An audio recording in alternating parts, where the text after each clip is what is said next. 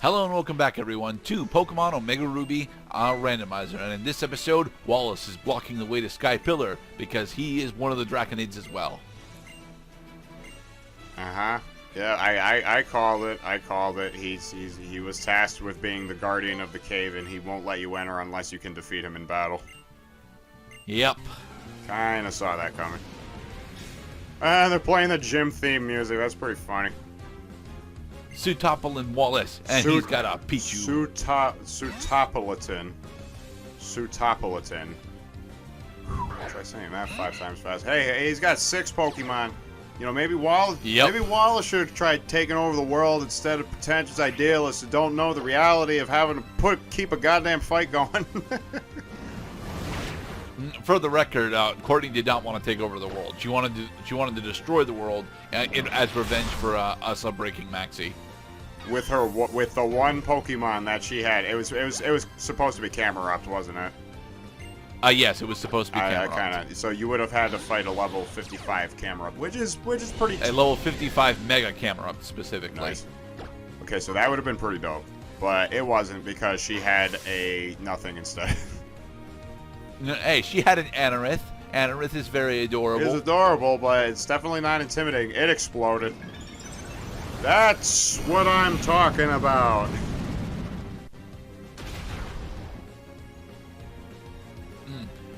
Sadly, Black Canary has once again fainted. So that means that the other Pokemon in the team got experience, right?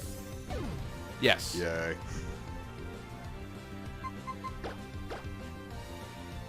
Oh look, it's Kyurem. It's specifically White Kyurem. You know, one of the best legendary Pokemon we have ever freaking had. Let's kill it. Yes. That could be a bit of an issue, Cloud. It's got Confuse Ray and relatively high physical defense. Well, it's only you should probably switch Pokemon. Yeah, see, Ouch. Gerda, haven't you you played as Sneasel? Don't you know that you're supposed to switch it when it gets confused?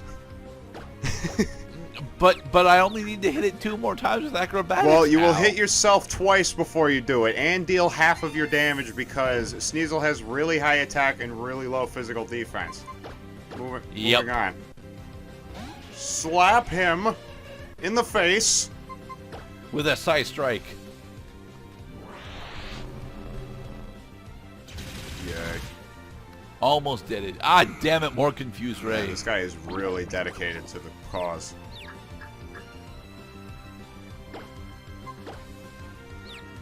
Tweety Bird. Wow, Ouch. We're getting fucking screwed on this confusion.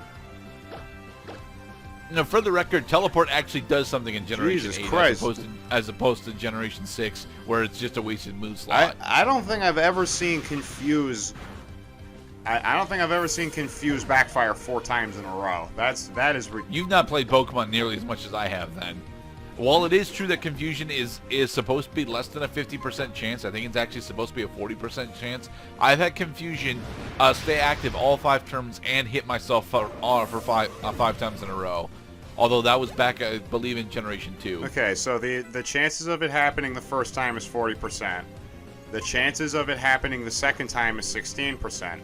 The chances of it happening the third time is like 2%. The chances of it happening the 4th time is like less than 1. And the 5th time? Well, okay, but what if it's not a true static variability? What if the game adjusts its probability depending on the number of events that already happened? I don't believe it does, though. I think it's a static 40%. So regardless, because it was across 2 different Pokemon, and each time the Pokemon had a chance to attack it, it hit itself instead. Okay, but yeah, it still stands that the chances of it happening 4 times in a row is pretty minuscule.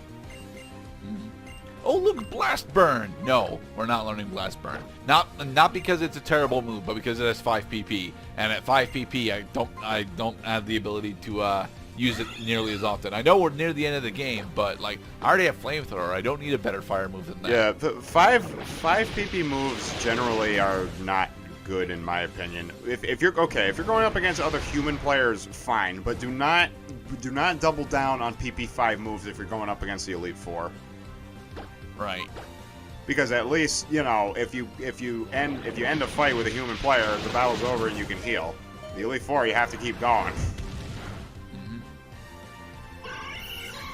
It's why in competitive play, Blizzard is so amazing because once you set up Hail, Blizzard bypasses the accuracy check. Aegis Slash. Yep, Aegis Slash, the fully evolved form of Hone Edge and Doughblade. Yeah, Wallace has got White Kirim and Aegis Slash here. I think that his Mega is not actually supposed to be Mega Salamence, but no, I'm not sure what his Mega. No, I think his Mega is supposed to be Mega Glalie actually. Force 5.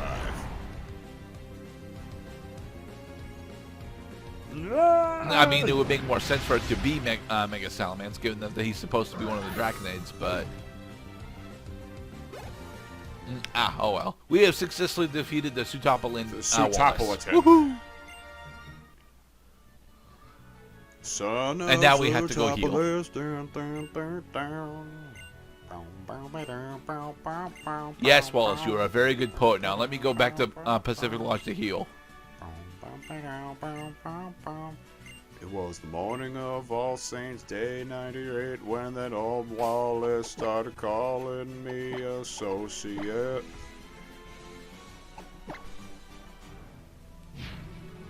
I mean, we're not really an associate of Wallace, as we're more like an acquaintance.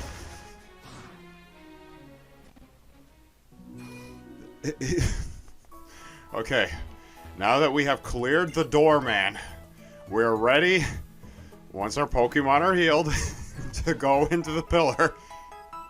Yep. They really should have put a healing center right next to the goddamn door. Just invent one. Don't make me come back. Well, we still have a bunch of revives and full restores. We could have done that. But honestly, restoring our PP for the upcoming fight against Zinnia is rather important to me. Yeah, okay. I guess it's not that far away.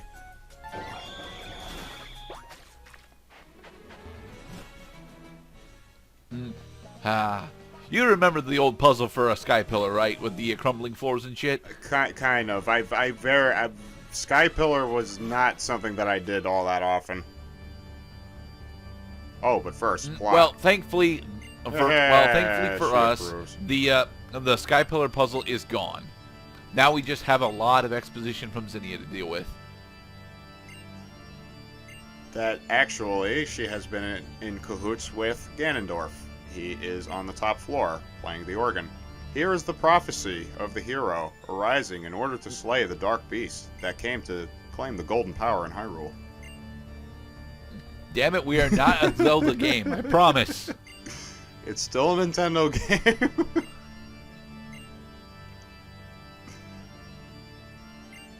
Yeah, I gotta say, this pipe organ is way too over the top for this crap.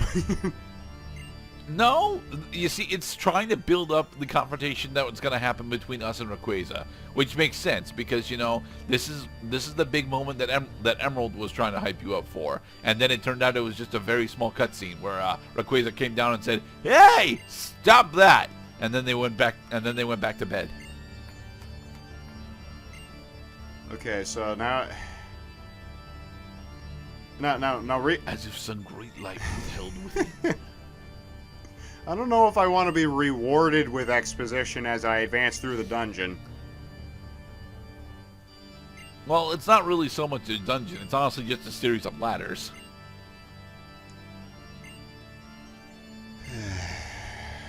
Exposition land. Okay, well, I'll go see you at the next chapter then. And yes, there are still wild encounters that can be found in Sky Pillar.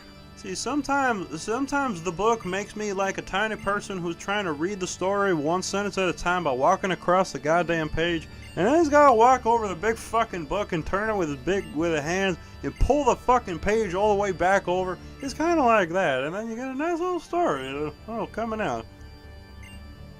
The meteorite that lay at the center of Sutopolis gave off an effulgent brilliance from their Lord and Savior Rayquaza that they came to call legendary Pokemon number 254.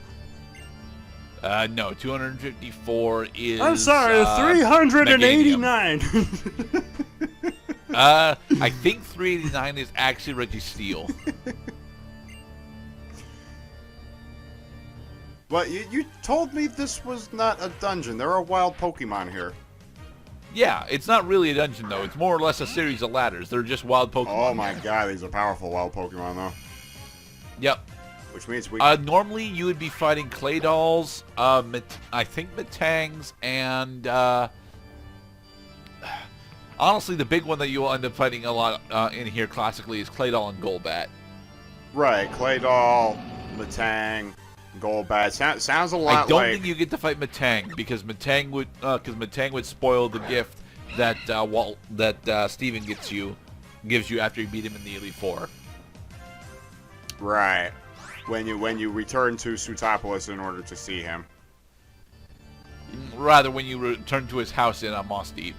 Oh, Moss Deep. That's right, Moss Deep.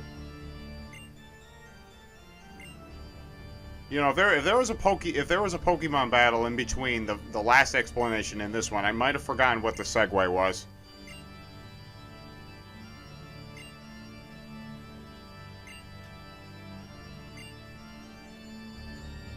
Look at those filaments on Rayquaza.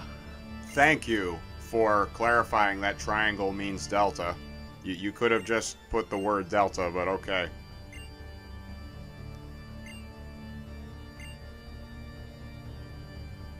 They left behind the murals you see.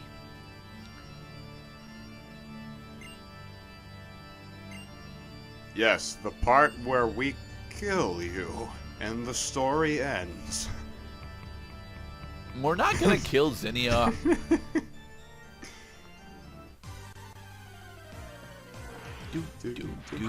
Hello, Carablast. Fear me! I do fear you, Carablast, because I don't know what your base stat total actually is. I'm gonna tackle you! Run away! Run away! Run away from the derp. The final chapter. I notice we've been going over the same mural over and over again, but why do we have to go to different positions in order to observe the same mural?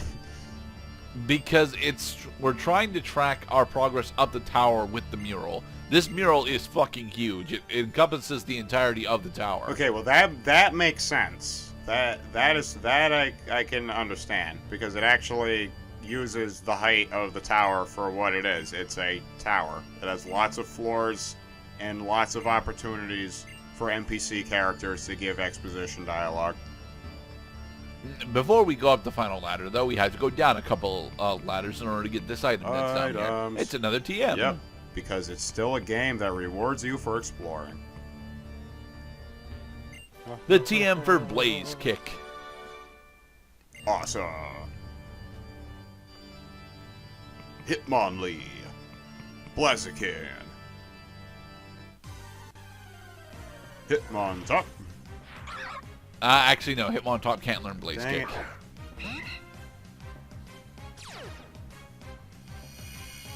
Another Carablast.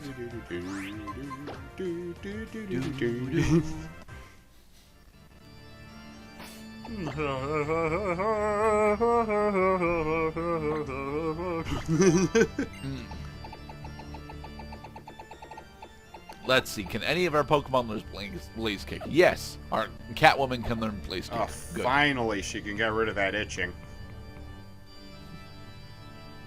All right. And in the next part, we will confront Zinnia.